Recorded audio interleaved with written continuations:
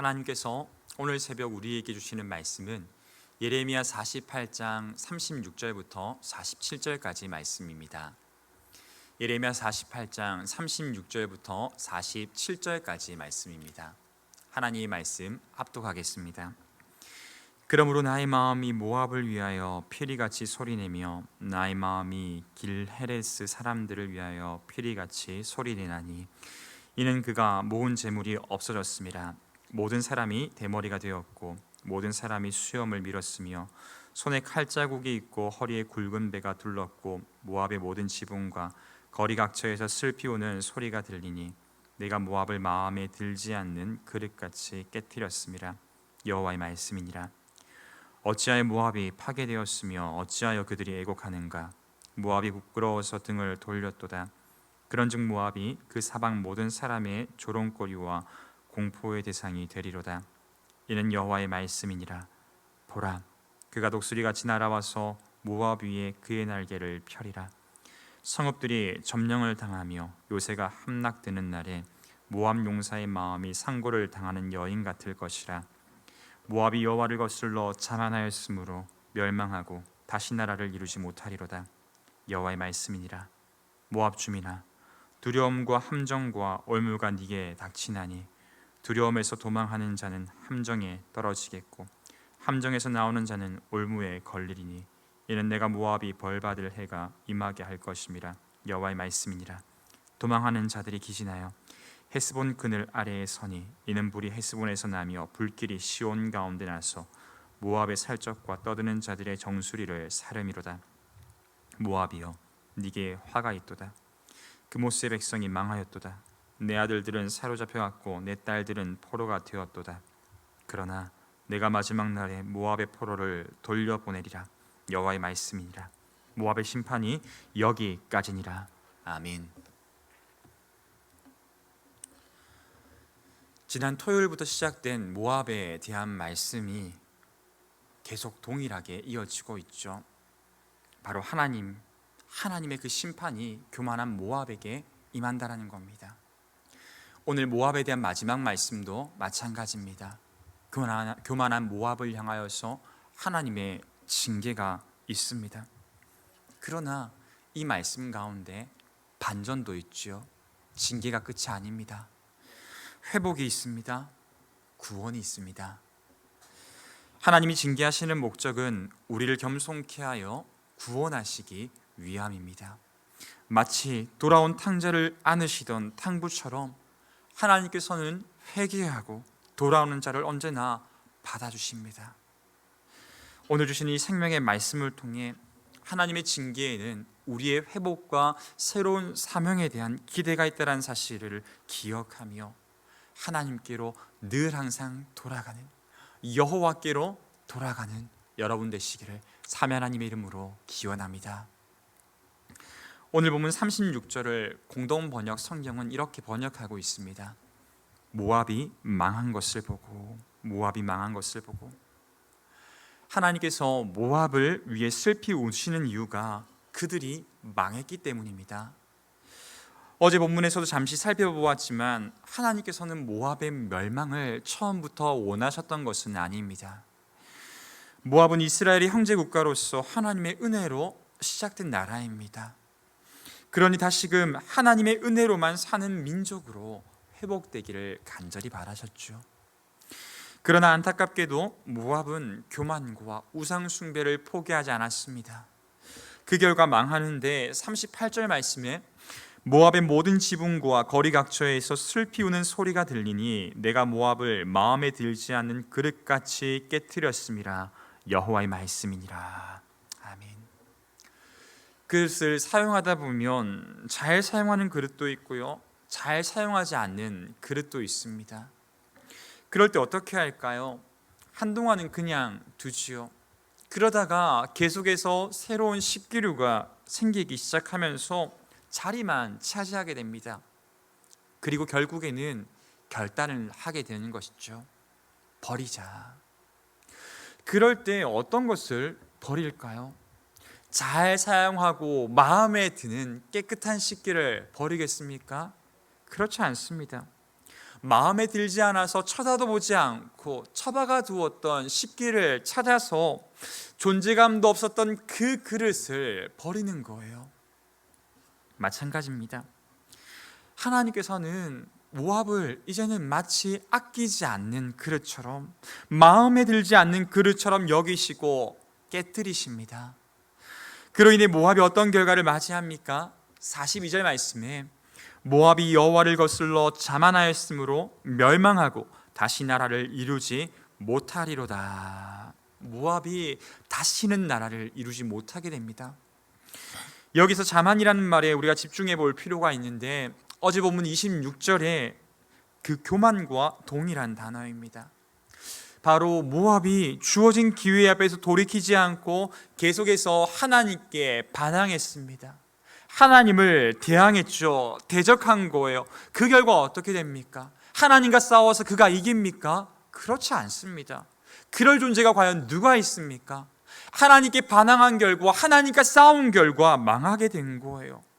완전히 망해버린 모압은 39절에 어찌하여 모압이 파괴되었으며 어찌하여 그들이 애곡하는가? 모압이 부끄러워서 등을 돌렸도다. 그런즉 모압이 그 사방 모든 사람의 조롱거리와 공포의 대상이 되리로다. 모압 땅에 애곡하는 소리로 가득하게 되었습니다. 모든 이웃 나라들의 조롱거리로 전락한 거예요. 동시에 모압의 멸망은 모든 이웃 나라들에게 공포의 대상도 되었죠. 그런데 참으로 놀랍게도요, 하나님께서는 그렇게 패망한 모압이, 완전히 망해버린 모압이, 다시는 가능성이, 기회가 전혀 보이지 않을 것 같았던 그 모압이 다시금 회복할 수 있는 기회를 제공하십니다. 바로 포로되었던 모압의 백성들이 마지막 날에 다시 돌아오겠다 약속하고 계신 거예요. 이 약속은 하나님께서 선지자들을 통하여서 이스라엘 백성들에게 반복적으로 하셨던 약속과 같은 맥락에 있습니다. 모압은 블레셋처럼 이스라엘과 전혀 무관한 나라가 아니죠. 오히려 형제 나라임에도 불구하고 되려 하나님의 백성인 형제 국가인 이스라엘 백성들을 조롱하고 괴롭혔습니다. 그 죄질이 더 악한 거예요. 일본 사람들 악하죠. 그러나 그들에게 빌붙어서 한민족의 피를 빨아먹었던 친일파는 더 나쁩니다. 모압도 마찬가지입니다. 하나님의 은혜로 시작된 한 형제 나라인데 이스라엘을 억압하고 이스라엘을 조롱하고 이스라엘이 어려울 때 눈을 감고 그들에게 더 나쁜 짓을 했습니다. 더 나쁜 나라 아닙니까? 그런데 그런 그들이 어떻게 이 같은 놀라운 은혜의 수요자가 됩니까? 하나님의 은혜는 이들에게만큼은 비껴나가야 할 것 같은데 하나님의 은혜는 동일하게도 모압에게 임한다라는 겁니다. 우리는 하나님께서 이렇게 하시는 것을 통해서 모압에 대한 징계의 목적이 모압의 멸망이 아니라 바로 회복에 있다는 사실을 깨닫게 되는 것이죠. 심판 그 자체가 목적이 아니라는 겁니다. 하나님께서 모압에게 징계를 내리실 때 진정으로 바라셨던 것은 심판을 통해서 모압이 교만과 우상을 버리고 오래전 그들을 은혜로 세우셨던 하나님께로 돌아오기를 기대하셨던 겁니다. 그러나 이 길이 사람의 힘으로 가능합니까? 불가능하죠. 그러니 이스라엘도 모압도 선지자를 통하여서 반복해서 주신 그 값진 기회를 어리석게도 발로 걷어차지 않았습니까? 그런데 이런 모압이요, 이사야 16장 4절과 5절 말씀을 보면 나의 쫓겨난 자들이 너와 함께 있게 하되 너 모압은 멸절하는 자 앞에서 그들에게 피할 곳이 되라. 다윗의 장막에 인자함으로 왕위가 굳게 설 것이요 그 위에 앉을 자는 충실함으로 판결하며 정의를 구하며 공의를 신속히 행하리라. 아멘. 훗날 모압이 하나님께 심판받아 쫓겨나는 자들의 피난처가 될 것이다라는 은혜의 약속이 주어졌습니다. 그 이유가 모압이 돌이켜서일까요? 모압이 하나님께 회개해서였을까요? 아닙니다. 다윗의 후손으로 이 땅 가운데 오셔서 정의와 공의로 세상을 다스리시고 회복하실 메시아 예수 그리스도께서 그렇게 하실 것이기 때문입니다. 예수 그리스도께서 이 땅에 오셔서 모든 구원 사역을 마치시고 승천하실 때 약속하신 성령 하나님을 보내주시면 도무지 불가능할 것 같던 그 일이 가능하게 됩니다. 성령 하나님께서는 우리의 악한 마음을 회복하시는 분이시기 때문입니다. 우리를 돌이키시는 분이시기 때문입니다. 바로 성령 하나님께서 역사하실 때 모압과 같이 악한 자, 모압과 같이 교만한 자들, 이 땅 가운데 하나님을 멸시하고 하나님을 두려워하지 않고 대적하고 반항하고 자기 좋을 대로 살아가던 모든 자들이 그 마음이 겸손케 되고 회복하게 되어 하나님께로 돌아오게 되는 것이죠. 사랑하는 여러분, 오늘 말씀은 모압만이 아니라 교만과 우상을 끝까지 붙들고 하나님께 불순종하는, 하나님께 대항하는, 하나님과 싸워보려는 그 어리석고 교만한 자들에게 주시는 말씀입니다. 하나님은 은혜에 감사하지 않고 끝까지 교만과 자기 신화와 자기 자랑에 빠진 자들을 결국에는 심판하시고요, 슬피 울게 하실 것입니다. 그러나 그것이 마지막은 아닙니다. 하나님의 오늘 마지막 말씀은 심판과 징계를 통하여서 교만한 자들이 회개하고 결국에는 하나님께로 돌아오게 하시겠다라는 은혜의 약속이죠. 사람의 힘으로 그렇게 할 수 없습니다. 그러나 하나님께서는 예수님의 영, 성령 하나님으로 세워진 그 언약 공동체를 통하여서 그 일을 행하십니다.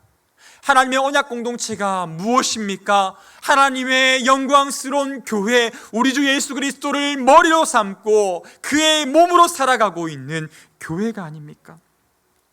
교회를 통하여서 성령 하나님께서는 지금 이 시대에서도 그와 같은 일들을 쉬지 않고 하신다라는 거예요. 따라서 교회는 어느 누구라도 하나님께로 돌아올 수 있도록 늘 사랑과 열린 마음으로 준비되어 있어야 합니다. 성령 하나님께서 일하실 수 있도록 우리 안에 욕심을 내려놓고 성령님께서 이끄시는 대로 일하는 교회가 되어야 합니다.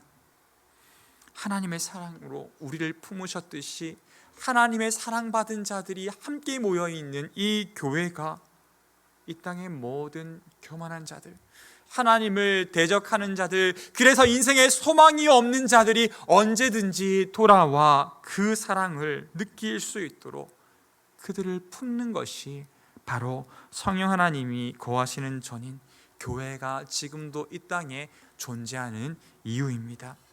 우리 교회가 바로 여러분이 그런 교회가, 그런 성도가 될 수 있도록 날마다 성령 하나님과 동행하며 은혜로 살고 은혜를 흘려 보내는 그러한 복된 사명 감당하시기를 사면 하나님의 이름으로 기원합니다.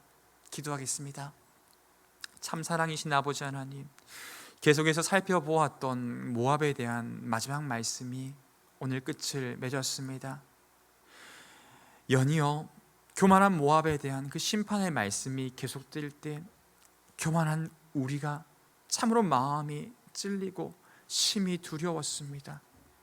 하나님, 그러나 교만한 그 모압이지만 하나님께서 그들을 징계하시되 그 징계로 끝내시는 것이 아니라 하나님께서 약속하셔서 그들을 반드시 회복의 자리로 돌이키시겠다는 그 은혜로운 약속을 함께 주심으로 우리에게도 희망이 있음을 알게 하시니 감사합니다. 아니, 그 희망이 약속대로 그리스도 예수 안에서 이제는 성령 하나님을 통해 우리에게 이루어졌다는 그 사실에 감사합니다. 하나님, 우리가 누구인지 바로 깨닫게 하여 주시옵소서. 우리는 그리스도 예수의 영, 성령 하나님을 통하여서 우리의 마음이 새롭게 되고 이제는 악에서 돌이켜 우리를 구원하신 하나님만 바라보며 하나님만 감사하며 하나님만 사랑하는 은혜로운 주님의 자녀임을 늘 기억하고 그 은혜 받은 자녀답게 살아가는 우리들 되게 하여 주옵소서. 하나님, 교회 공동체로 우리를 불러주셨습니다. 하나님의 그 은혜 받은 공동체로 세워주셨습니다. 이 땅 가운데서 그 사명 감당할 수 있도록 지금도 우리를 이곳에 두셨습니다. 우리의 존재 목적을 망각하지 아니하는 흥덕양산교회 되게 하여 주시옵소서. 하나님, 우리가 이 흥덕 지역에서 교만한 모든 자들, 하나님을 대적하는 모든 자들, 피곤한 인생을 살아가고 만족이 없는 자들, 그들에게 이러한 놀라운 하나님의 사랑을 증거하게 하시고 돌아왔을 때 그들을 품을 수 있는 넉넉한 은혜, 사랑이 충만한 교회로서 이 지역사회에서 사명 감당하는 교회 되게 하여 주옵소서. 우리 주 예수 그리스도 이름으로 기도드립니다. 아멘.